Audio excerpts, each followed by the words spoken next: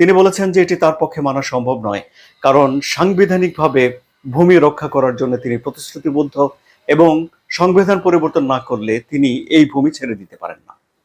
এখন ধরুন, যে জায়গা পুতিন দখল করে নিয়েছে সেটি তো তিনি যুদ্ধ করে দখল করে নিয়েছেন, কিন্তু এখানে তাহলে জেলেনস্কির জায়গা ছেড়ে দেওয়ার সংবিধানের বাধ্যবাধকতা কোথায় আসে?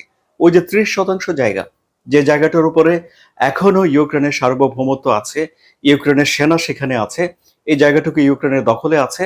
সুতরাং এটি যদি দিয়ে দিতে হয় রাশিয়াকে, সেটি এখন জেলেনস্কি পারবে না এবং এটি জেলেনস্কির পক্ষে সম্ভব না। কারণ হলো যে এই ভূমি রক্ষা করার জন্য হাজার হাজার মানুষ এরই মধ্যে প্রাণ দিয়ে ফেলেছে জেলেনস্কির আহ্বানে, দেশপ্রেমে উজ্জীবিত হয়ে।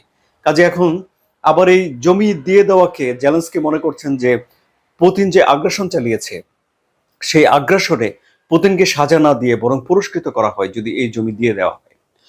সুতরাং পরিস্থিতি এখন জটিল হয়েছে।